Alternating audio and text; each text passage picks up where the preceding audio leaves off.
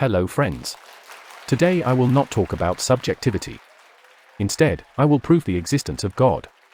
This seems necessary to me because so many people are arguing about it on YouTube. And additionally, I will also present a new ontology here. I love the topic and have tried my best to present everything in a clear and entertaining way, but even I have my limitations, so don't expect a miracle. Having said that, let's start with the proof. We can take the definition from the YouTube channel TMM. God is defined there as a timeless, spaceless, disembodied mind and understood as impossible. This makes a good checklist we can come back to later. But at least one thing is missing. We should add powerful to the list. Because this mind must be able to influence the universe in any way. We do not have to speak of almightiness, because the majority of gods in human history had a limited sphere of influence. If the definition is possible to begin with, then all we have to do is find a god who fits the description and is somehow traceable. But is an influencing mind possible if it's not bound by space and time? Of course it is, why shouldn't it be? Transcending space and time is no problem at all. Nothing easier than that. Look at me for example. I am a fictional character and therefore not bound by space and time. Or what do you think, where I exist right now? Please, think about it for a second. Where am I? I don't exist exclusively here on your screen. No, gladly I am not bound by space or time. I can be anywhere and whenever. Millions of people could see me at once, everywhere where you can find an uncensored internet connection. So, I am everywhere, but at the same time, I am here personally for you. And you can even talk to me if you write something in the comments. But okay, all I want to say is that time and space are not fundamental concepts. But of course, you can say that there are only different instances of me, so we'd better look at another argument that puts time and space into perspective. For example, if we look at quantum mechanics or string theory. These theories are approximations but explain important aspects of the universe. And time and space are not really fundamental in these theories.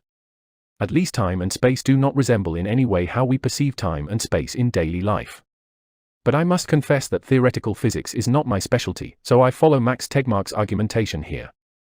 Tegmark understands the whole multiverse as mathematical, and in this perspective time and space dissolve completely.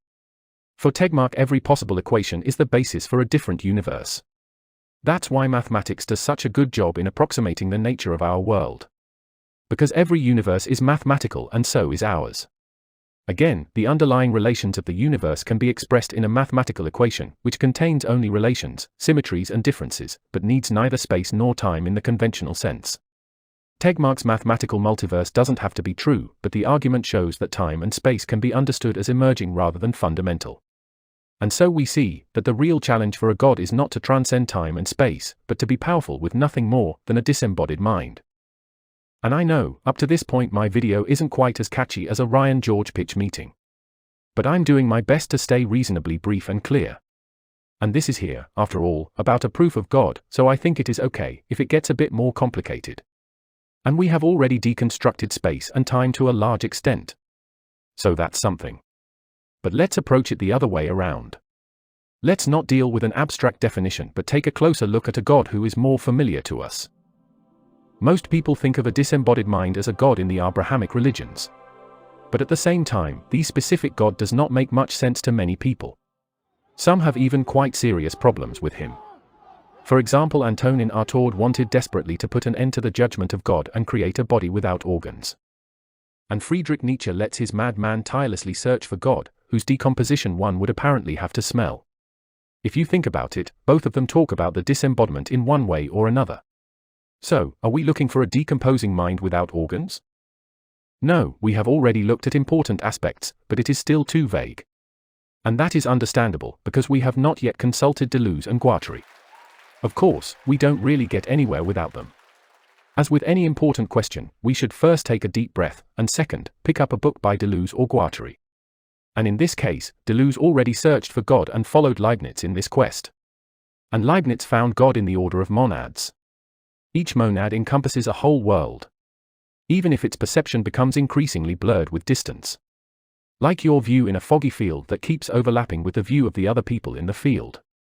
But there was for Leibniz still a central authority that ensured a comprehensive order of these perspectives. With this God, we could be sure that we were all standing on the same field. Deleuze liked the monads but could not follow Leibniz with his assumption of a perfect organization of the world. Where Leibniz finds God in the absolute order of perspectives, Deleuze sees only difference and nomadism. The ordered world Leibniz assumed disintegrates into contradictory perspectives in the modern world. But this is not a problem at all. Deleuze had already found God years before, together with Guattari. And for both of them, God is a lobster or a double pincer, a double bind. This is of course found in 1,000 Plateaus. Deleuze and Guattari develop an argumentation, which at first glance can also be mistaken for a confused dream. They argue for an ontology but mix fiction with linguistics and geology. And to immerse ourselves in this worldview, we need a certain concentration and patience. It took me almost 4 years to work through this, but I hope I can summarize it in a few minutes. And it can make sense, to start with linguistics. When you look at a verbal expression from this perspective, you find a word or a sound that refers to a mental concept. Let us take a simple word for example, like green. When you say green, there is a relation between the spoken word and the idea in your mind. So we can understand the articulation like a folded surface with the concept as content and the sound as expression. And if we divide content and expression again into substance and form, then we can not only unfold verbal articulations, but the whole world. But let us go on with the example. The sound green is an expression and it is only possible through the phonetic coding. But this coding needs the substance of our speech organs. Form and substance produce the sequence of sounds that can be recognized as the word green. And this expression depends on a content, which is formed and coded through the cultural distinction of colors.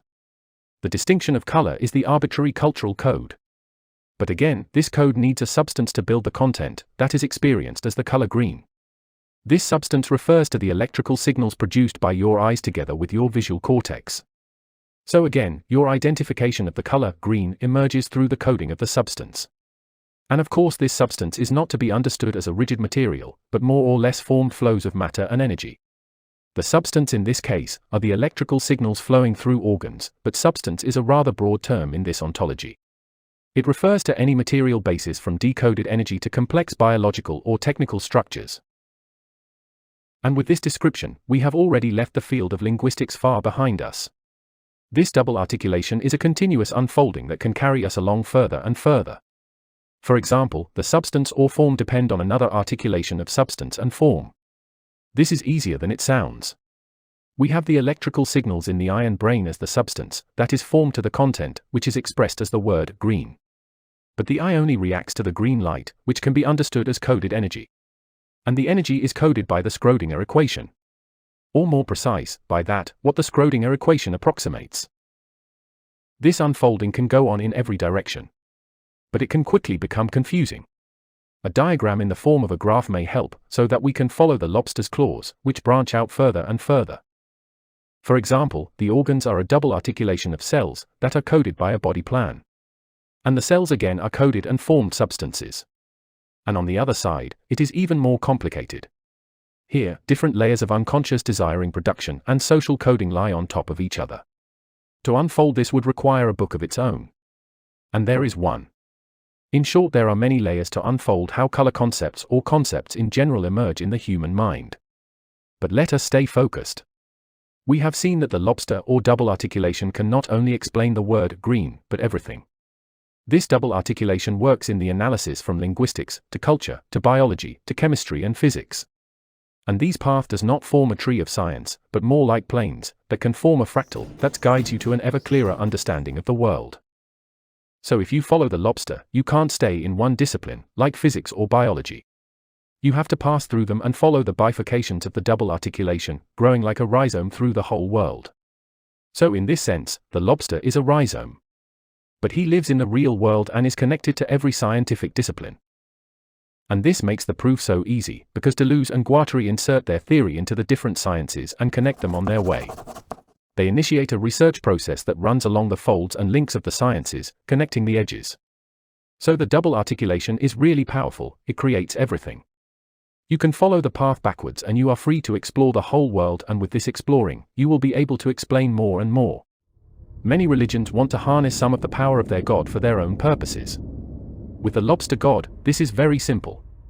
The double articulation makes explanations possible. And a good explanation is the most powerful tool humans have. So, we have the path of double articulations, that creates every aspect of the world as complex layers.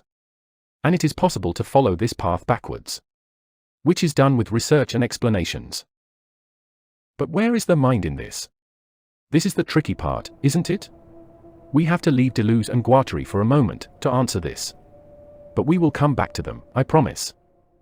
At this point, we have found out that researching and explaining the world is possible because God is a lobster, or in other words, that the world formed in a series of double articulations. And that fits in with what David Deutsch describes as the goal of science. This stands in contrast to those who define science through the successful predictions that follow from a theory. Deutsch argues for the importance of explanations. And these explanations take place as simulations in the brain, or on a computer, or in the world itself. The universe simulates some of the possible patterns and the coding of energy and matter. And the multiverse simulates every actualization in the totality of all possibilities. This universe is thus a calculating machine, while the multiverse can be understood as an abstract machine. Even if it was probably not the machine which Alan Turing had in mind when he developed the original concept. But it is the abstract machine that Deleuze and Guattari describe behind all articulations. Unlike a concrete computing machine, a Turing machine is an abstract machine that stands for the totality of all possible computational operations. I find the similarities between the brain, the computer, and the universe plausible. But of course, it is unusual to compare these types of simulating machines. The computer only creates the visible surface through the software, the brain only becomes tangible through the mind, and in the same way the actualized aspects of the world emerge through the virtual ground like a simulation of the mathematical structure as the basis of our world. And even if you don't follow the thesis of the mathematical universe, the world can be understood as a fractal. In this fractal the iterations from physics to chemistry to biology to computer science also create brains, computers, and the whole world. Each part is not separate but arises through repetition and difference in the totality of the universe or the multiverse. In both ways, your mind, a computer, and the universe are not really different. They work similarly or are part of a larger pattern. Do you think this analogy is close enough to the common understanding of a mind? If this makes sense to you, we can check off the last point in our list. Then we have found something that resembles a god. No one said we could prove a narcissistic subject as the basis of our world. But we can follow David Deutsch and see that the mind simulates a world, and that this simulation also takes place in computers and in the whole universe. And the abstract machine behind all of this is the totality of all possible simulations which forms the multiverse. And Deleuze and Guattari also arrive at the abstract machine when they follow the double articulation. It is an abstract position that can never really be taken. This abstract machine forms the vanishing point of cognition, knowledge or explanations.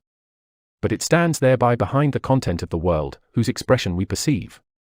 The abstract machine is the function that creates the fractals of order and chaos that makes the world and our lives possible. So, we have the abstract machine as a double articulation, with its double bind, that is the lobster god. Of course, this god is not fine-tuned to the highly specific god of the Abrahamic religions and barely fits the common definition of a mind or a subject. But following the lobster can lead us to a better world. A world where people can understand each other and learn to love every layer and iteration of the universe. In this perspective, Nietzsche's madman was trying to connect to the people around him and to the world. He thought he smelled the decomposition of God, but it is rather the whole world, which builds on top of each, folds into one another, builds complex structures, which also decay and decompose. On Earth physical, biological and social patterns build plateaus, but everything we can perceive has grown through these plateaus, like a rhizome or a fungus. These rhizomes form the links along the plateaus that can be explored as double articulations. With this double articulation, Deleuze and Guattari thus do not bring as much order to their ontology as one might first think. Their chaotic path through the sciences is continued through philosophy, art and literature. But this creative chaos is also part of their ontology, which always takes into account the dissolution of order, the transversal transmission of code and the emergence of singularities. In this sense, Nietzsche and Artaud do not so much oppose the divine order, but they also discover chaos as part of the world alongside this order. Both broke with the Abrahamic God, but they can be seen as apostles of a lobster, whose order is also in constant decay. And in this sense, we all have a divine mission. The search for explanations and thereby to follow the double articulation. This is possible because the world is built up in this way. The lobster claws form fractals up to the last building blocks of the world. And these building blocks have no identity, but exist in their difference to each other, like terms of a mathematical equation. The double articulation of the lobster creates the world, and we can follow its fractal nature by immersing ourselves in art, philosophy and science. I would like to emphasize once again that for Deleuze and Guattari, there is not only science. There are many ways to experiment with the world and try out new connections and explain the world in multiple ways. Of course, one can make some statements about the world that work for a while. But without the double articulation, these statements are static and not real explanations. They only connect a narrow field of traditions or dogmas. And this may work for some people to a certain extent. But the main problem with his dogmatic approach is that you are limiting your thinking and your ideas. You cannot as easily follow the folded layers of reality through science, art and philosophy, like Deleuze and Guattari do.